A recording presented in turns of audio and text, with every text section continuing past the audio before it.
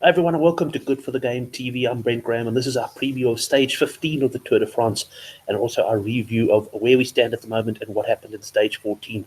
Why the white beanie, you ask? Well, there's two reasons. It's pretty cold here in Johannesburg, and I'd like to think the white symbolizes some sort of a surrender to the bookmakers, because quite frankly, as much as I've loved and enjoyed this Tour de France, I have been grateful that my cycling stakes are a lot lower than my rugby stakes, because I've taken an absolute pounding. Can't call anything right. A few stages ago, I was telling you, don't take 20 to 1 Julian Alaphilippe.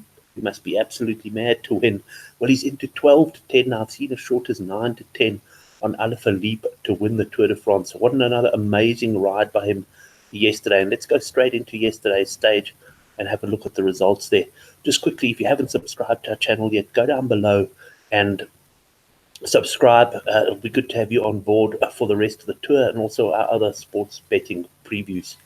Also, let me know what your thoughts are on Julian Alaphilippe. Can he win the Tour de France? There's a comment section down below. I'd love to hear from you and whether you think that Alaphilippe is going to fulfill the French dream and go all the way.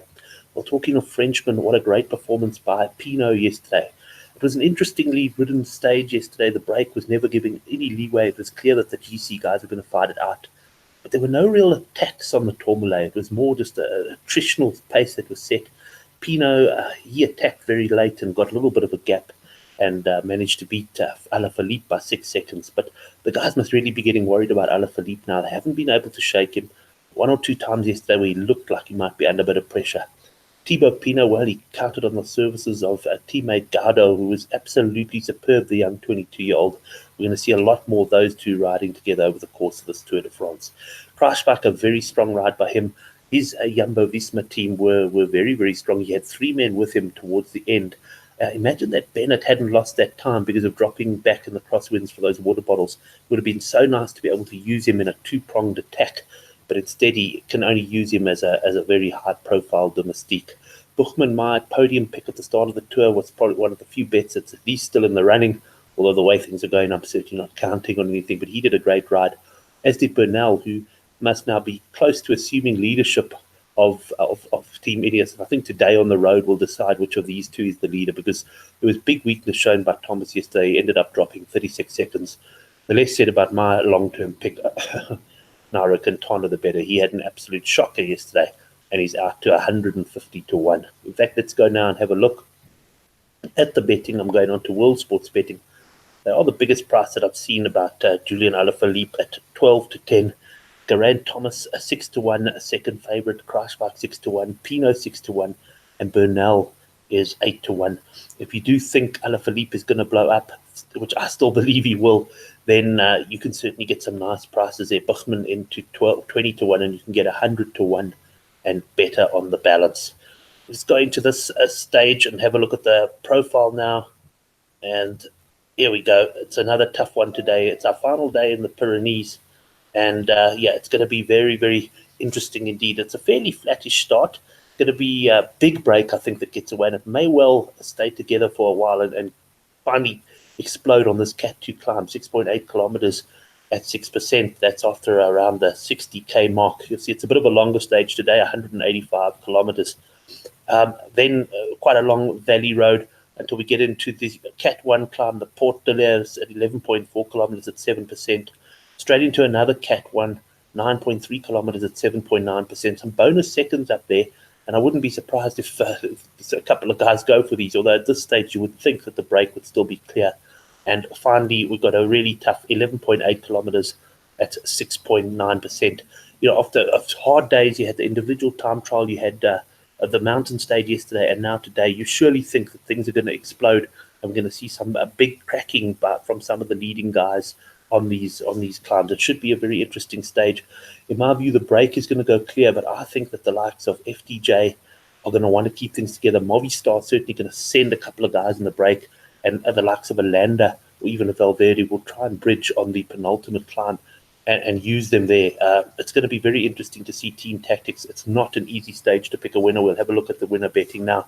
But before we do that, just to pop onto Will Newton's Twitter feed, that's at Inside Peloton 96. He's done his usual comprehensive preview where he's looked at things. He put some amusing videos and GIFs in there as well, but he's actually looked at the roads, the climbs, and he's really done a detailed analysis. At the end of the day, what does he come up with? If I'm not mistaken, he came out here with Nibali. He's expecting Nibali to win, presumably from a break there. And the Shark certainly did show some promising signs on yesterday's stage, going quite well. And if he can get into the break, there's every chance that he will finish it off. Let's have a look what sort of price we'll get on Nibali then. I'm just going to stay on WSB for now and have a look at the stage 15 winner. We go down to Nibali. Let me actually search for him. I haven't actually probably missed him there. There we go, third on the betting list. So yeah, I did miss him. 12-1. So he obviously is quite fancied from the break there. Got Thibaut Pinot, he's 6-1. Simon Yates 10-1. He has drifted out slightly in the betting. Simon, of course, had to look after his brother Adam yesterday, who had a terrible day on the stage. And then we got Alaphilippe at 14-1. Now the reality is, if Alaphilippe can stay with the leaders up that final climb, he's every chance of winning it in a sprint finish, and that's why he's 14-1. Unbelievable performance so far from the Frenchman, and the country must be going absolutely mad. Landa couldn't finish the Movistar job off yesterday. It was interesting to see how hard Movistar worked. It's the strongest I've seen them looking in some time. Unfortunately, they didn't know, but their leader, Quintana, was on a bad day. He didn't tell anyone, can you believe it? But anyway, Landa, 16-1, he was thereabouts. He came sixth. He unfortunately couldn't finish the business, which tells me that he's not quite at the top of his game. Remember that this guy has a hard Giro in his legs. Egan Bernal yesterday was a bit of a revival from him, so well done to him there. He certainly will be challenging Thomas for leadership, and it's going to be very interesting to see how Ineos play things. You know, do they try and get people in the break? Are they going to continue to ride defensively? I don't think they can ride defensively anymore. I think Alaphilippe has to be attacked now, and I think that's one thing, let me say, about Alaphilippe, that at this point he hasn't been attacked yet. People have still seen him as just hanging on, and they've been trying to wear him down. He hasn't had to respond to attacks, and I think that's going to be a true test, is when there's, for example, 5 or 6 of them on the climb and one of the contenders attacks, and everyone else looks at Alaphilippe as if to say, you take us back to the wheel, we're not working for you. It'll be interesting to see how he goes there. The other interesting thing is going to be Alaphilippe's team. They're pretty decent on the flat. They can control the initial break. But what's going to happen on, for example, the penultimate climb, if a couple of sort of guys 7 to 8 minutes behind have a go? He doesn't really have the team to control that. So I still think Julian Alaphilippe is worth opposing in this tour. I really do think he's still got it all to do, albeit I say, Alaphilippe, you could make me look like an absolute idiot by the end of this tour, because you have ridden such a brilliant Tour de France. Looking down in the betting, I'll go to some of the longer shot selections. The bottom line is I do fancy that the break won't stick today. I think there's too many guys, the likes of Thibaut Pinot and potentially the Kruijswijks and that will work to bring the break back, because I do think that Pinot would like the stage. He's clearly in brilliant form, and I think he's gonna be hard to beat on the stage if it does come down to a battle between the GC men. Just a couple of other interesting bets. You'll see, yesterday I piled into the 4-10 Alaphilippe not to finish in the top 3. That's out now at 5-4 at Sporting Bet. Unfortunately, I took my fill, so to speak, yesterday. I can't get any more money on with him on this bet. But obviously now it's a much better time if you do want to go for that, because one thing I will say about Alaphilippe, I think it's almost an all or nothing. I think if he cracks, he's going to crack big time. If he doesn't crack, well, yes, then he'll probably win the race. So it's going to be very interesting. I would say the 5-4 is still worth a play and not to make the podium. I then want to just focus quickly on the King of the Mountains, because I've got a couple of plays here. And let me actually go over to Sunbet here. King of the Mountains, they've got... Am I on the King of the Mountains? No, there we go. Mountain classification. Just make this a little bit bigger so you can see. And, whoops, what have I pressed now? So have a look here.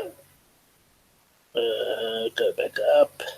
Okay, that's now the stage betting. Let me make this smaller again. I'm unfortunately made it so I can't actually see the menu on the page, so I'll have to go down and continue going down. And let's just go. I'm going to start right at the beginning on Sunday. But anyway, what I wanted to look at, and now I'm really having finger trouble, what I wanted to look at is the mountains classification. And here we have Nibali, who definitely showed he might be going for it yesterday at 5-1. He sprinted it out with Wellens, who I thought gave him a bit of an unfair nudge on the Cat 1 climb. And if he does continue to focus, yes, 5-1 will be a decent price by Nibali. Here's Pinot at 6-1, and here's my first bet. Pinot 6-4 for the top 3. That's 15-10.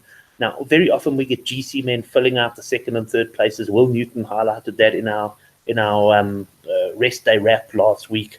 And Pinot is going fairly well. If we have a look at the classifications, we'll see that Pinot is going fairly well. General rankings, and let's go climber, and we'll see Pinot is in second place on 42 points. Wellens I can't see lasting in the King of the Mountains battle. He doesn't look like he's got the legs. And even Thomas de Gent will obviously try to get into breaks. But I think Pinot is excellently situated, maybe not to win it, but certainly for a top 3 place. You'll see I'm going to go for a fairly sizable bet there on Pinot. And then the other one that I like in the King of the Mountains, and it's actually with WSB, is Warren Barguil. I also fancy him a bit for the stage today. Thought he was very strong yesterday, went off the front on his own, ahead of the GC guys, and even when they upped the pace, he didn't come back to them straight away, and he hung in there at the end. If he was further behind, I'd definitely fancy him to get into breaks. I think he's still going to be a little bit respected and watched, but I do think 18-1 is a decent price about him for the King of the Mountains jersey. Let's go now to my bets on the Good for the Game forum. Chris Sturdy has already posted this morning. He says he looked outside to see if it was still raining, and he saw an image of a Mitchelton Scott rider powering his way up towards the top of the Prada B alone. Now, Chris is obviously smoking some pretty strong stuff that he's seen images of cyclists in the rain. But here he goes. It was Jack Haig 25-1. Further in the distance was Kelderman 100-1, and an overpriced Fabio Fellini at 300-1. So those are Chris's bets. You can go onto the Good for the Game forum thread. I'll put a link below this. Here's mine, stage bet. I'm also following him on Haig. I think the Mitchelton Scott rider will get to ride for himself now. He can win from the group of favourites, and he can also win from a breakaway. Pinot at 7-1. I do think Pinot will be hard to beat today. Will Newton absolutely loving it. He reckons Pinot could still win the Tour, and I agree with him. And I am going to go with a speculative half a unit there on Kelderman at 100-1. Here's my big bet, though, and let's call it my last big bet of the Tour, because if this goes belly up, my word, I am taking this beanie and using it as the surrender flag next time you see me. 5 units, Pinot top 3 in the King of the Mountains at 6-4. And I'm going for a unit on Barguil to win at 18-1. Anyway, today should be an absolute cracking stage. And yes, please do share your thoughts with me in the comments below. I'd love to know if you think I'm underestimating Alaphilippe or if he indeed can go all the way, because the bookmakers are certainly suggesting he can. And it's going to be very interesting to see how the other teams try and get rid of him. Thanks for watching. We will have a rest day wrap. Not sure we'll do the show live, but we'll have some discussion panel on what's happening so far and what we've got to look forward to in the week ahead. And enjoy the stage. I'm going to certainly be on the couch later today, maybe even on the exercise bike, but I could certainly do it because I see a second chin growing here. Thanks, everyone, and we'll chat later in the week.